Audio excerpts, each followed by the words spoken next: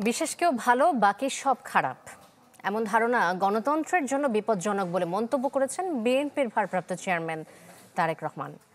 বিএনপির দেশ গড়ার পরিকল্পনা কর্মসূচিতে ভার্চুয়ালি যোগ দিয়ে তিনি আরও বলেন যে 5 আগস্টের পরও আমি ভালো, বাকি সব খারাপ, এই ধারণার পরিবর্তন হয়নি। নতুন এবং ফিরে আসা গ্রাহকদের জন্য নগদে চলছে ক্যাশব্যাক সহ প্রতিদিন হাজারো উপহার জেতার সুযোগ। হবে আশা আর ফেরা, সারপ্রাইজ সেরা। রাজধানীর কৃষিবিদ ইনস্টিটিউটে বিএনপির দেশ গড়ার পরিকল্পনা কর্মসূচি যোগ দেন সারা দেশের বিভিন্ন ইউনিটের ছাত্রদল নেতাকর্মীরা।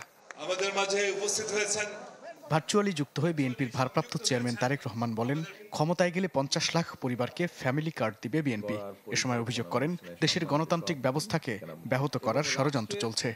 দেশ, মানুষ, রাষ্ট্রের যদি ভালো হয়, সেটি তিল তিল করেও যদি ভালো হয়, করতে পারে একমাত্র গণতান্ত্রিক ব্যবস্থা, গণতান্ত্রিক নির্বাচিত সরকার করতে পারে সেটা। বহু ষড়যন্ত্র চলছে বর্তমানে, কিভাবে গণতান্ত্রিক ব্যবস্থাকে ব্যাহত করা যায়। তারেক রহমান বলেন, বিতাড়িত ফ্যাসিস্টের কিছু লক্ষণ দৃশ্যমান, 5 আগস্টের পরেও আসেনি পরিবর্তন। আমি ভালো আর সব খারাপ,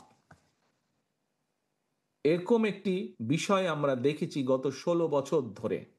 দুঃখজনকভাবে হলো 5 তারিখের পরে কেন জানি মনে হচ্ছে সেটির বোধহয় পরিবর্তন হয়নি। তারেক রহমান বলেন, নির্বাচনের মাধ্যমে গঠিত সরকার ছাড়া জবাবদিহিমূলক সরকার সম্ভব নয়। সামনের যুদ্ধটা অনেক কঠিন। মাহবুবুর রহমান, চ্যানেল 24, ঢাকা।